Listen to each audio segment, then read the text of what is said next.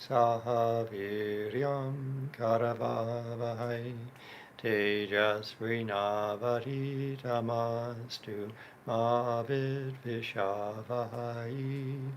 Om Shanti Shanti Shanti. May Brahman protect us. May he guide us and give us strength and right understanding. May love and harmony be with us all. Peace, peace, peace. Well, good evening, Swami. Where are we? We're in the library of the Vedanta Society of Southern California. And a good welcome to you all. And we're reading selections from Swami Abhedananda. And I think you're zeroing in on the page. Yeah, we're coming to the actual penultimate here of many a day working with the Swami through the early stages of consciousness and the waking, dreaming, dreamless sleep to the entrance of the superconscious. And now he's really at just about there to the very top of the mountain in the chapter called Divine Realization. So actually we are, Swami, about here. I would say we could perhaps start with thus when the soul knocks at the door.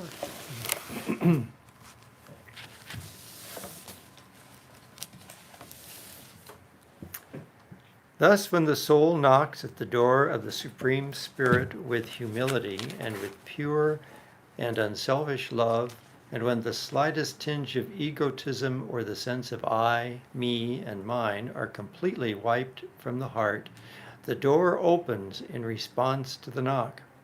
Then the soul enters the abode of God and realizes its spiritual oneness with the Supreme Divinity. It is then that the individual soul, passing through the death of egoism, resurrects from the mortal phenomena and enters into the plane of the eternal and absolute existence with a capital E, and enjoys the glory of divine consciousness, becoming free from the worldly sense of I, me, and mine, and the soul then exclaims, I and my Father are one, and realizes the spirit of that oneness. This is the spiritual resurrection of the soul. Should I continue? Wow. Well, I'll since it's short, I'll take one. Oh, nice. Yeah. Okay. I feel that I'm along with Edmund Hillary here. I'll play Tenzing Norgay tonight. The crest of Everest is in sight. And on this particular day, there are sunny days, there are different kinds of days, there's a beautiful stillness about the snow-capped mountain that we're about to ascend with Swami Abhedananda in his direct and immediate experience of that penultimate ascent. And I get the feeling that we're just seeing nothing but snow. And the serenity of this great symbol of the universal, the infinite shining, is upon us. So let's go up together. The daily practice of concentration. That means placing one's mind on God. And meditation, which perhaps we can call holding it there. Tonight will develop spiritual power. And when the concentrated mental powers are inwardly drawn, the result will be spiritual illumination. He expands on Swamiji, does this man. He does. And I find his sentences, his statements, Swami, pithy. It's like opening a walnut. There's nothing but wonderful walnut there, you know. This man doesn't have to go around the barn, doesn't have to scratch his left ear behind his head with his right hand. doesn't have to really repeat himself over and over to make sure he got it right the first time. With the help of that light, self-knowledge, or the knowledge of the true self, will come. I'm going slow, my friends, because, among other things, each word, each sentence is a volume. When the true nature of the soul is realized, its origin, source, and destiny will no longer remain unknown.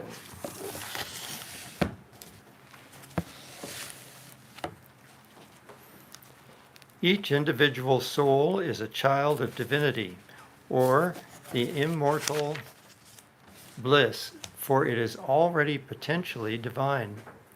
The divine powers are latent in us. We must learn to unfold them and bring them on the conscious plane. We must be conscious of our divine nature, and that is the aim of spiritual realization, which is the ideal of the universal religion of Vedanta. The seers of truth in ancient India, after their attainment of highest realization, each declared before the world, quote, "Hearken ye all children of immortal bliss, and those that dwell in the sphere of gods. I have realized the divine being, whose eternal radiance shineth forever, far beyond all darkness. By realizing him within the shrine of thy soul, ye shall cross the ocean of death, and shall reach the abode of immortality. There is no other way. There is no other way."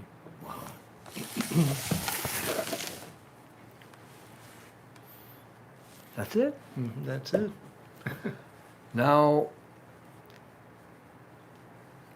I found this romp that we've been having. We've been dipping rather deeply, right, Yes. into two different volumes.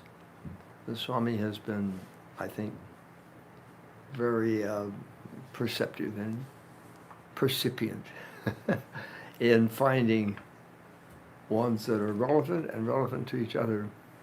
I found these readings, Brother Abhedananda, very comfortable, Mm-hmm. very, very satisfying.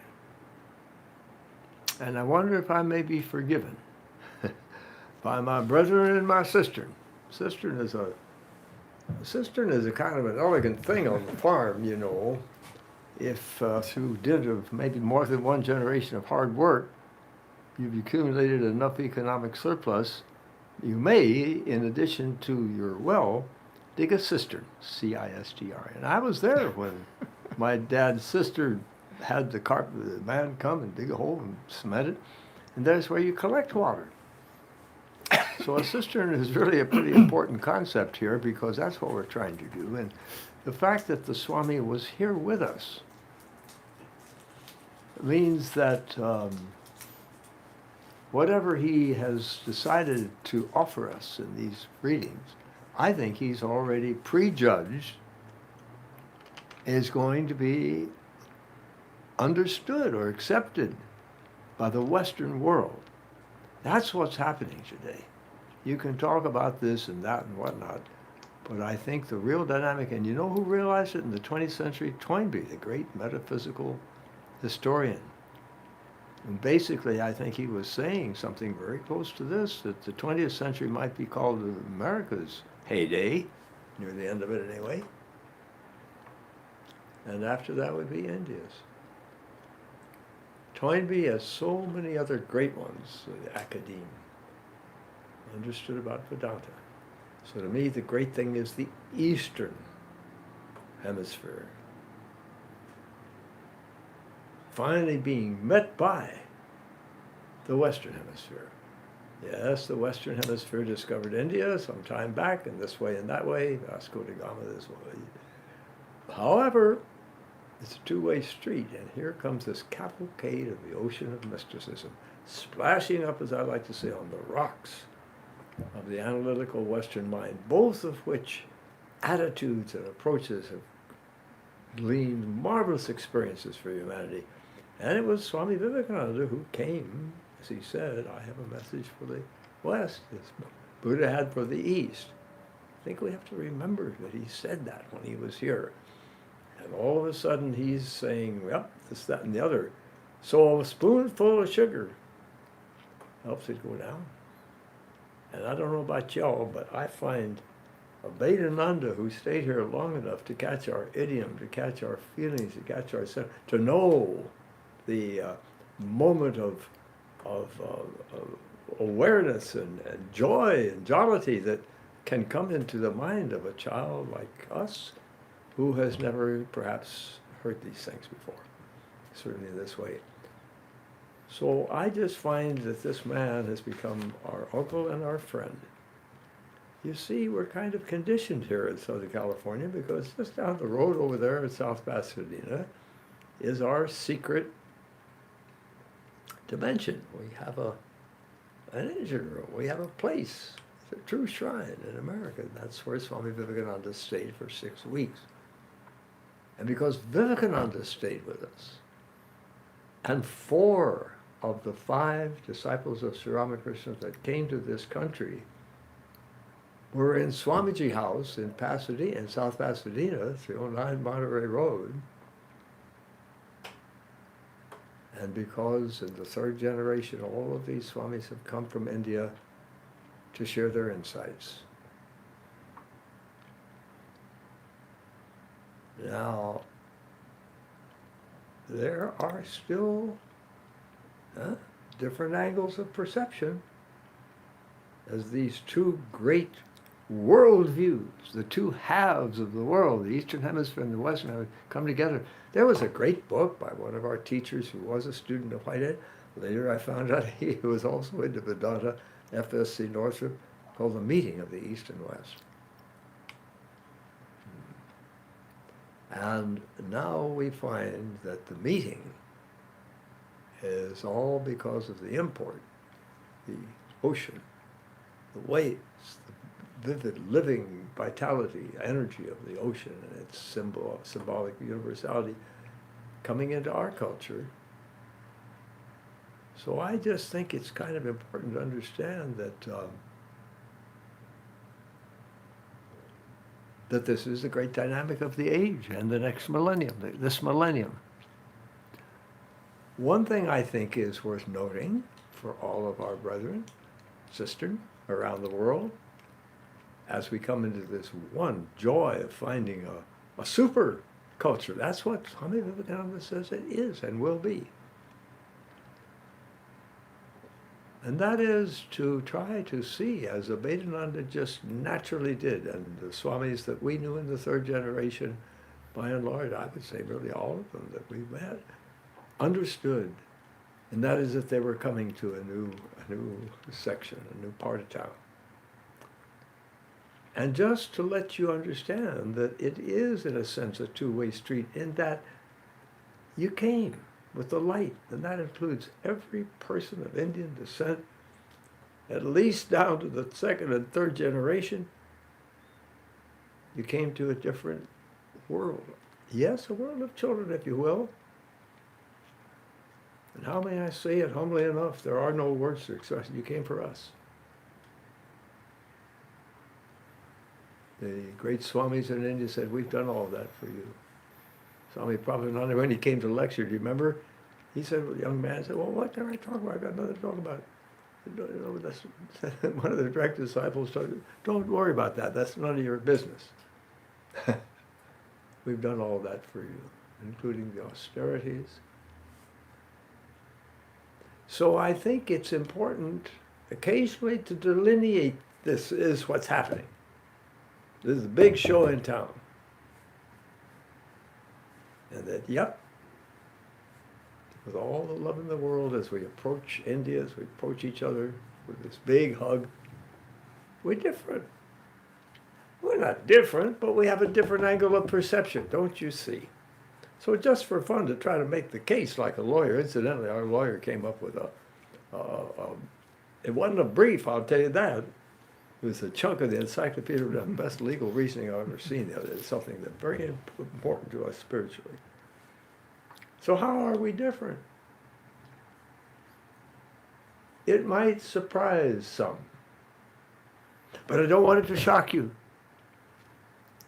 that the three Englishmen who, came wagging their tails, not quite like the Americans do, big, happy German shepherds are wagging their head, Swamiji, all that love and stuff. But Gerald Hurd and Order of Appearance, Aldous Huxley and Chris Isherwood, they were men of letters. They were men, generalists in an age of specialists. And they found this place and they served the dream. And they served it as Western people, evoking the astonishment, the delight, the surprise.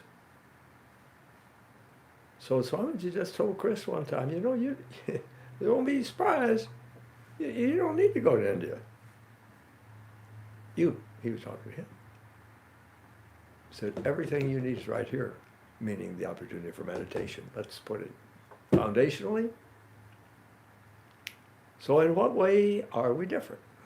Just to try to establish the fact that that's what's going on. The unity of a dynamic of energies which will lead us, I believe, into the promised land.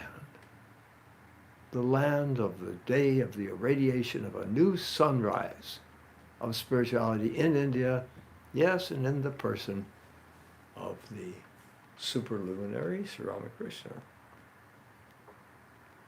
One thing when our boys and girls go over to India, they find to their surprise, the one thing we have in the West, like it or not, is diversity. Everybody's Indian in India. Hey, think of that. And I love to point out, because it's the latest statistic, that 180 languages, my friend, are spoken by the school children at home in Los Angeles, the second largest city in the United States, from which this broadcast is going out. Welcome, world. And the other thing we have, give a little. We can go and knock. Says so on the outside of the door. Knock and enter an unlocked room to see our Shepherd Swami anytime. Oh, you kind of know when he's resting, right? Knock. It should be open unto you. Remember, that's what we were talking about last Friday. Seems like 10 minutes ago. So, this is what I think I'm carrying away. Our uncle, a man that we got to know real well for 20, 25 years, one of the disciples, fully illumined disciples of Sri Ramakrishna. There's no way you can say it's got to be God's play. There's hardly no rhyme nor reason to it. Who came for us? So Swami, you want to go into the appendix a little bit? Or what do you want to do? The Vedantic truths? Sure. Maybe that would be kind of fun, and we can kind of come down a little bit with our beloved uncle. Abhedananda, go sit on his knee, like a little child. Why, this was delivered at the University of California in My Lord, that has September. To be Berkeley, right? Yeah, there wasn't That's the only University of California of any place. Yeah, So that's it right. had to be Berkeley and this was September 6, 1906. You understand the English pronounce that Barclay. And you know how to pronounce it, the New Yorkers pronounce it, Berkeley. John Dobson used to call it Berserkly. Yeah, that's right. John Dobson went there because Ashokananda, his guru, sent him there. He said, yeah, you become a monk and all that, but before that I want you to go and finish your work or do your work. In 1934, he studied physics, and then he studied spirituality of Vedanta from Northern California, became a monk for 22 years, and that's what we're talking about, friends. Talking both worlds together. Before entering into the subject of my discourse, which is the Vedantic truth, as you just mentioned, of this evening, allow me to thank Professor Howison, through whose kindness I have been favored with the privilege of addressing this learned audience that have assembled here tonight. I have been requested to give a general outline of the Vedanta philosophy. I suppose very few of us present here are familiar with the doctrines of this most ancient system of philosophy, which have helped mankind in solving the most intricate problems of life and death, and which have led the truth-seeking minds of all ages and climes to the threshold of the abode of the absolute reality of universe. A student of Vedanta philosophy, after studying the different philosophical systems of ancient Greece and modern Germany, finds that the ultimate conclusions of the Western philosophers are like faint echoes of the thundering expressions of what the ancient Vedic seers of truth realized at least 2,000 years before the Christian era. The monistic system of modern evolutionists like Dr. LeConte, Romanzes, and Haeckel, Hegel. Heackel. Oh no, that's not Hegel. Heckles? That's Heckles. I guess. Heckles. Don't know Okay. him. Finds its place in the utterances of the Vedic philosophers of ancient India. The present conception of the unity of existence that was ever expressed before the world is to be found in the Rig Veda, the most ancient scripture of the world. Ekam Sat Vipra Vahadu Vadanti. Believe it or not, we know what that means. It tells us. It means truth is one, sages call it by various names. Well, try that one on your local church, perhaps the one you go to down the street. I mean, this stuff is big. You don't come out the same person you do when you go in to a Vedantic experience. The truth-seeking minds of the Vedic philosophers, these are ancient sages. I like to say above the timberline, because apparently it was they, at least the people of warm India along the rivers of the early civilization, that discovered meditation. Not that others didn't have the illumination experience, but by golly, they had it on a regular basis. The truth-seeking minds of the Vedic philosophers did not stop at their researches, their experimentation, their seeking experience within, until they could unify and harmonize the diverse phenomena of the universe into absolute oneness. After discovering the one ultimate source and goal of the universe, they tried to explain through logic and science the process by which that eternal one appears as manifold when looked at through the limitations of time, space, and causation. He's using the word science. There are those of us for whom words are very precious. That means they're fun. They're like cookies or like candy. They express somehow something deeper than just letters on a page. So they're considered sacred. I happen to be one of the people who picked this up. I understand and I feel it, that in India you do not take a book and lay it on the ground. And it's got a lot of ground. I'm not quite sure where they put it, but you really don't put a book on the ground, because in the possible jumble and juggling of all of those letters scrambled come the very understanding of the fact there is a path, and in the sense of at least one such word, Om, the full spectrum of sound, considered not only the name of Brahman, but Brahman itself, the means of finding it. So science is one of these words. I'm going to expect that he means it in a larger, if you will, more poetic sense of meaning scientia, or from the Latin, knowledge. See, knowledge.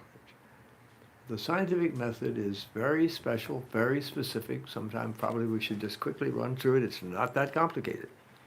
The beauty of science and religion or spirituality is that the criterion of validity, as I like to say, is the same.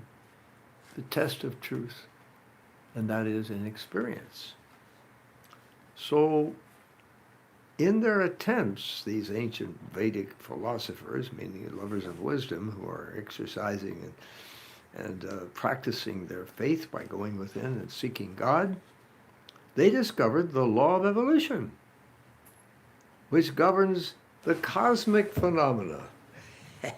Yeah, we got Patanjali talking about one species changing into another. We also have them talking about the cosmic evolution of the universe, which we were saying the other night. Swami Abhedananda, who lectured right here in this library, the place feels different because he was here. He called God's epic poem is the the cosmos. The philosophers who came later, after these laboratory men went above the timberline and found in meditation what they wrote down or what was written down eventually as the Upanishads, the laboratory reports of these people who found God up on the mountain. Different later developed, you see, the philosophers who came later developed from those conclusions that there is one shining infinity, different systems of philosophy, which the Sankhya system, one of six, of Kapila, and the Vedanta philosophy stand most prominent. They have done a dance. We had fun just last week saying we never saw, I don't think either one of us, a wastebasket in India, and the Sankhya philosophy, which is a little less deep, and therefore a little more simplified, but not really, than the true monism of Vedanta. But still, we keep it. We embrace it. We digest it. We take what we can, leave the rest alone. Part we leave alone is that we're all little individual, little spheres, little bubbles of existence, and that separateness will never go away, even from the great Purusha, the great, wonderful, shining infinity. Vedanta says, no, we're one. And he was talking about the echo, and they're very meaningful to some of us because we say, hey, we got a hole in the handle on it. But Leibniz, who along with Newton invented the integral calculus, because they needed it. They needed mathematics that would be able to deal with the stars, with motion as well. He had the same thing. He had, to a greater depth than any previous philosopher, I suggest, in the West, and philosophers are different than mystics, generally speaking, the idea of what he called windowless monads. Well, don't worry about windowless monads. The important point was he said everything is a percipient subject.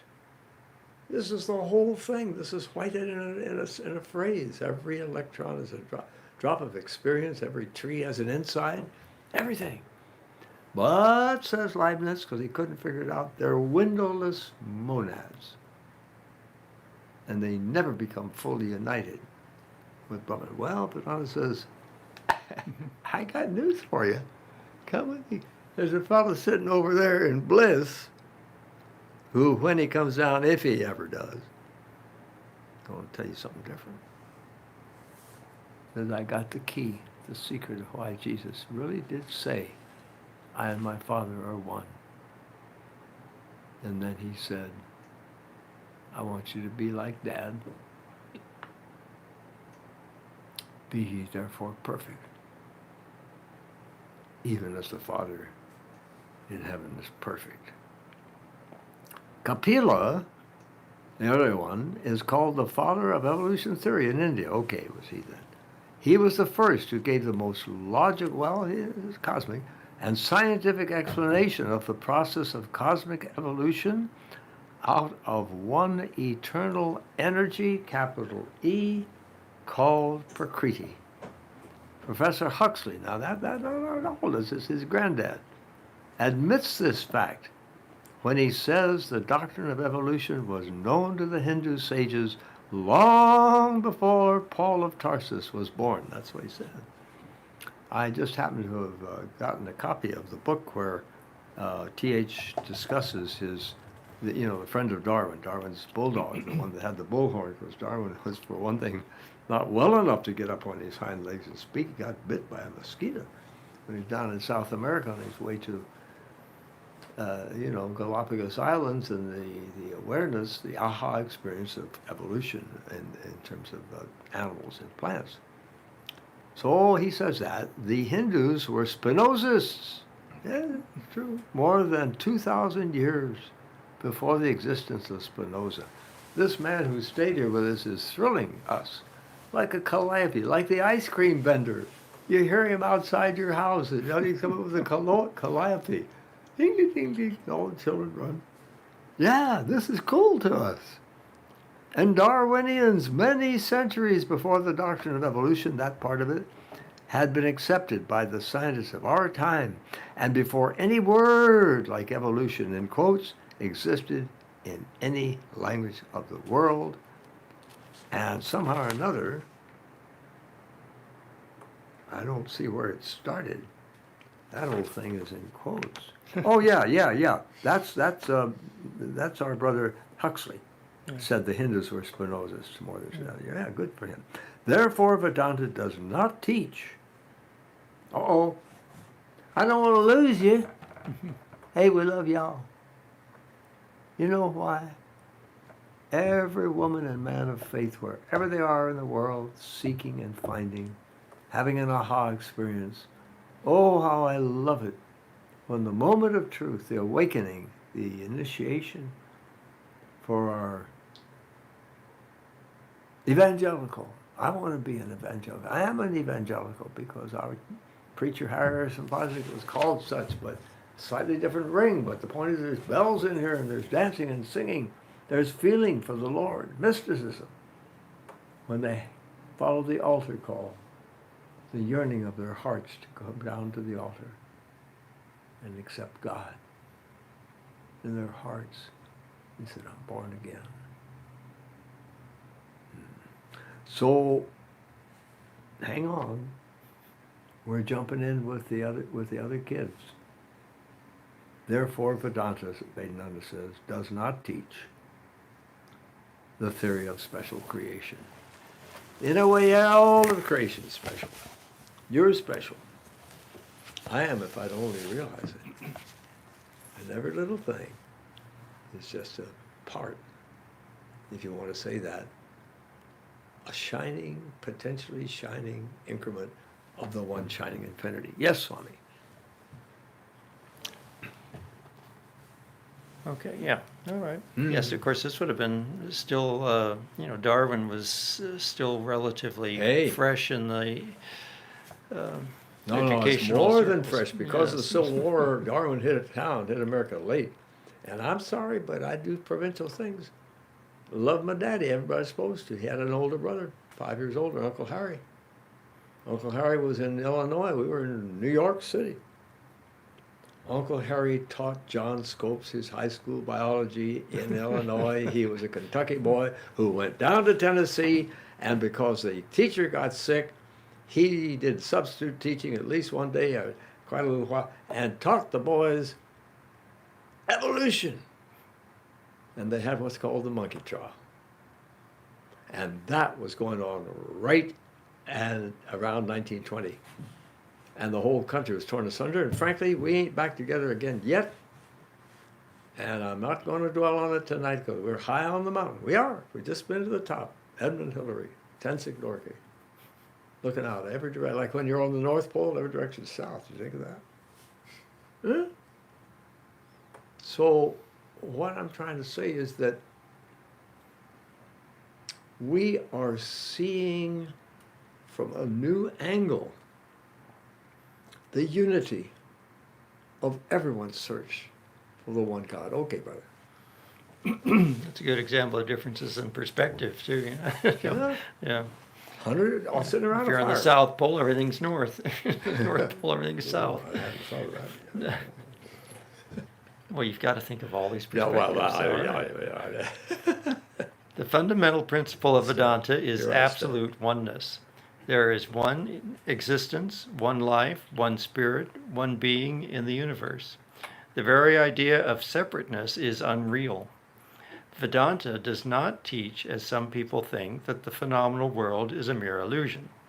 What is regarded as illusion in Vedanta is not the phenomenal, but the attribution of true substantiality or essentiality to the phenomenal without the recognition of the underlying unity.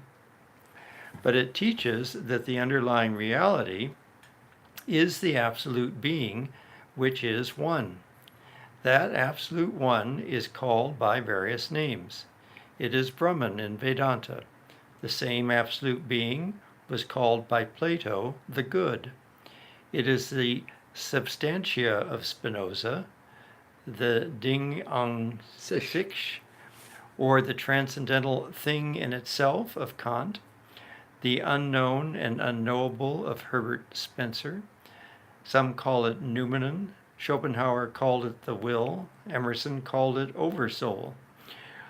But Vedanta differs from these systems by unifying the subject and object in Brahman.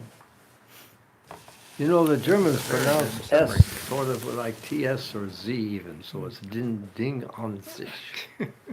The thing in itself. That's a very And good Vedanta summary. points out that, which Kant never experienced. He said, no, you could never really get inside the other thing that you see out there because you're just looking at the light bouncing off. The light, the colors that the object didn't need to take within itself. The flower, the vibration, the actual wavelengths of light, the ones it sends back to you. So what are you looking at? Who are you looking at? And so Kant said, yeah, you can never know the thing in itself. And Vedanta says, oh, no.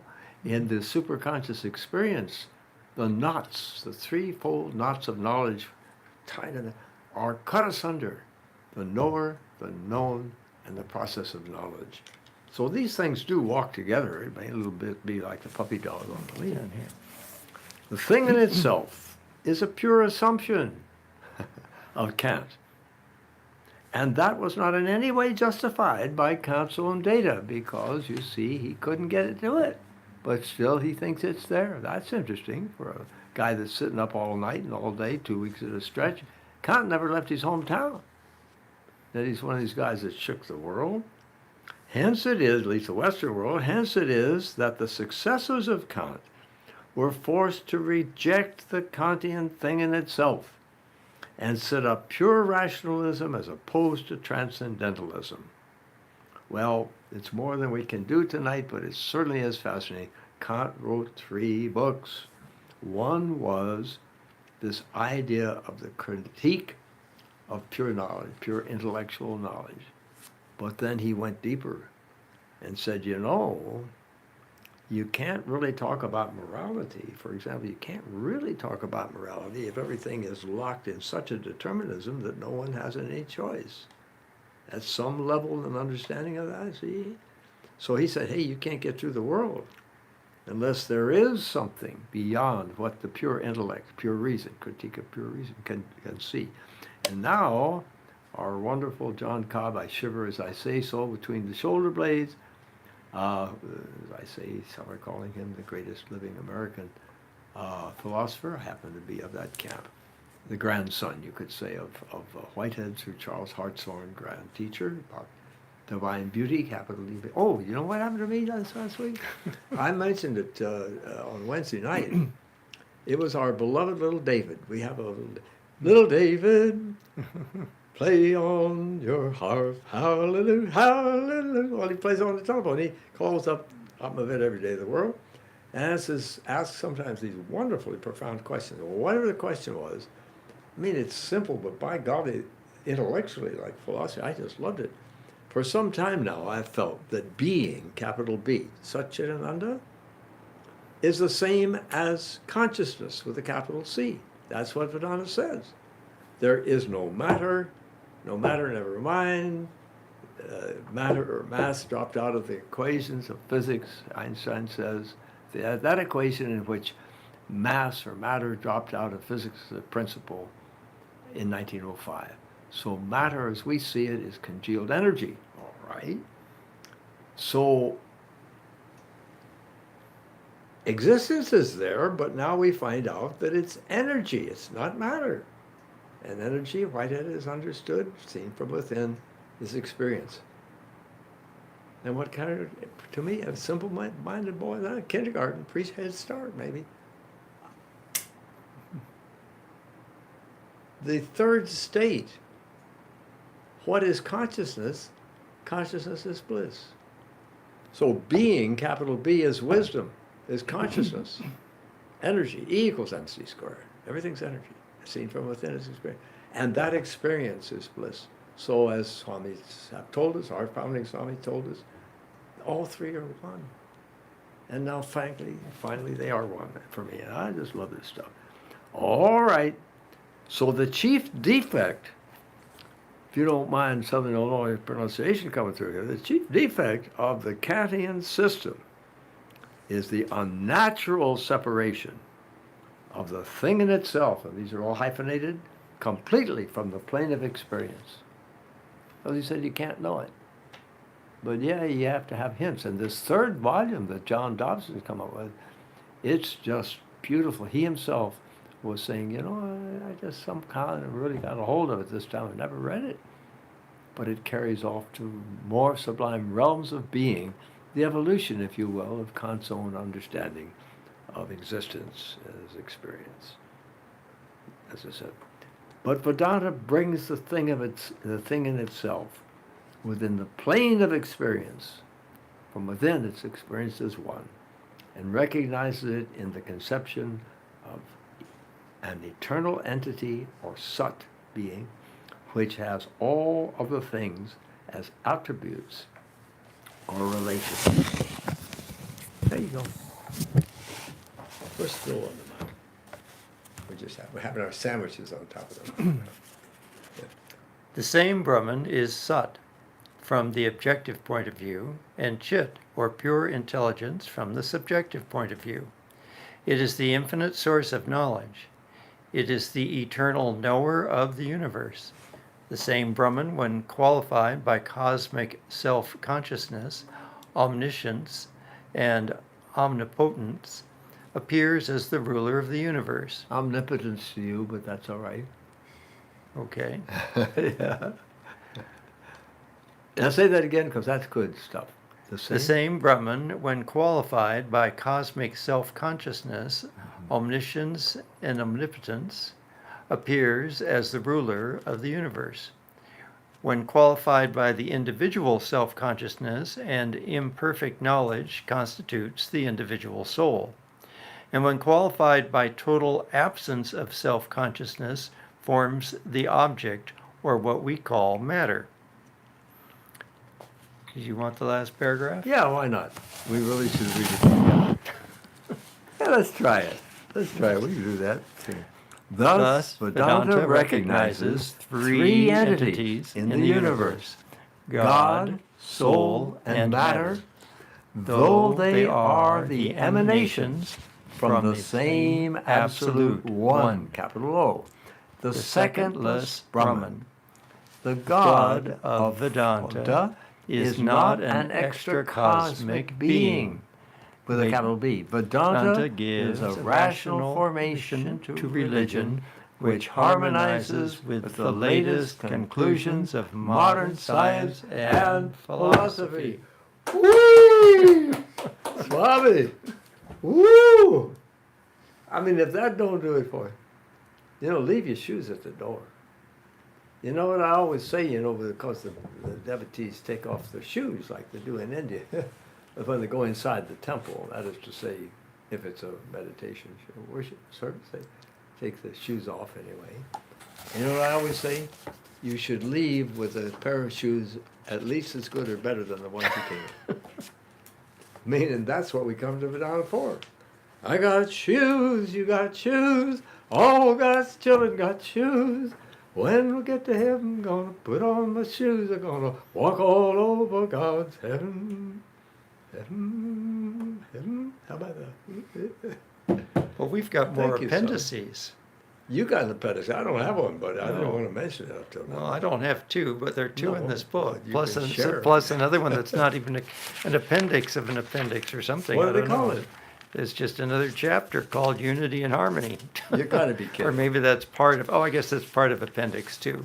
Well, we Yeah. can go into that a little further. Yeah. Because it's a wonder. Unity and harmony. I'm sorry, but there you go. Isn't that lovely? I find that to be one of these things you can put on a flag and sit on a horse and ride with it. So this is an introduction. So Redaction or reduction? introduction. This is an introduction to Appendix 2. Okay. Or Well, Appendix. frankly, I know that we're all the way through, but really that was an incredible Yeah. statement tonight. Do you have any words of wisdom you'd like to opine about Oh, our trips? We made 500 telescopes here, over that, he claims. The people made 500. And tonight is so close to the closest that Jupiter and Saturn are going to get for a long time. They haven't been this close, I'm saying, since 1226, something like that. And tonight they're just so close. You see What's it? the date? 21st, and today's 2 days away. So I don't know if Swami's going to, he doesn't have time, but be able to set up the telescope. And remember, the 21st might be cloudy. yeah, we could do it. The moon is just so beautiful, cradling Yeah. the crescent, the earth shining moon back from the crescent moon. It's This really- is the 18th, so we got 3 days. Is today only the 18th? Uh-huh. I thought the okay, whatever it is, you know it's the 18th. All right. Because Christmas is 18th Friday. is 3 right? days. It's Yeah. the 21st, brother, not the Yeah. 26th. It's the 21st. Yeah, Okay, so that's 3 days from now. yeah. All right. It's Monday. All right, yeah. Maybe we can do it Sunday. Yeah. Maybe. Okay. Shall we? All right. All right. After the untimely death of Swami Trigunatita, there were party feelings and inharmony among the students of the Vedanta in the Hindu temple in San Francisco, California. Some of them grouped around Swami Prakashananda, who had started a separate society under the name the Pacific Vedanta Center in a rented house in the same city, while the others remained loyal to Swami Trigunatita's teachings. Thus, two factions had party feelings against each other. At that time, Swami Abhedananda was lecturing in Los Angeles, in South California. The president of the Vedanta Society at the Hindu temple invited Swami Abhedananda's assistants to bring about unity and harmony between the two parties. In response to this call, Swami Abhedananda spoke on unity and harmony at the Hindu temple on the 18th of March, 1915.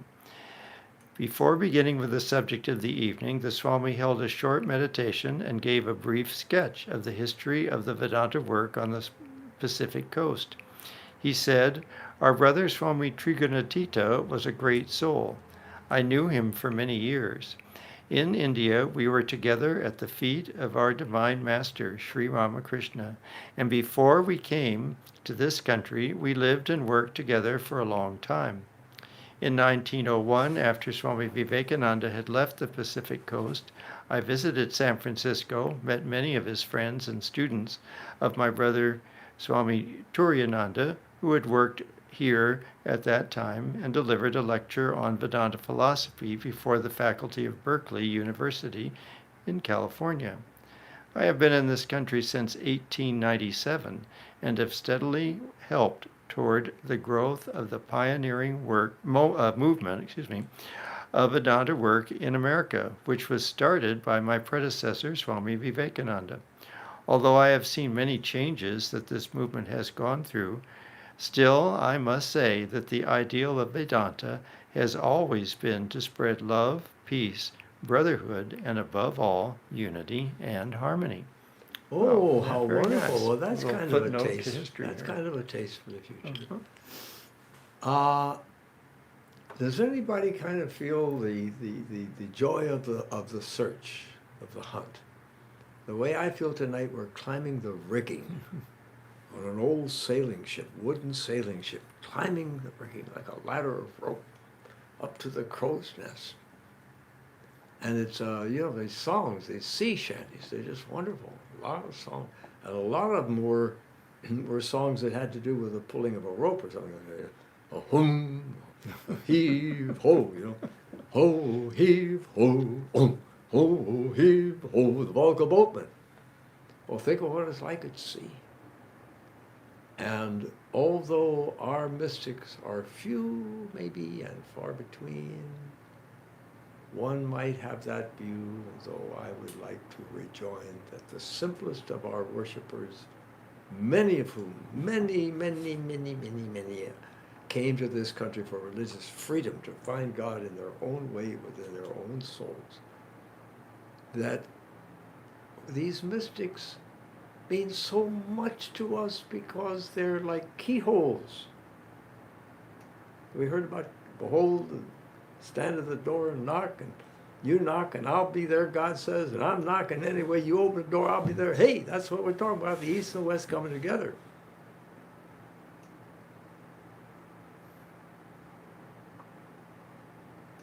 Well, maybe you remember the story. I love it. This psychologist, and I happen to be of this naturalist ilk. I just love monkeys. Yeah, I probably am one.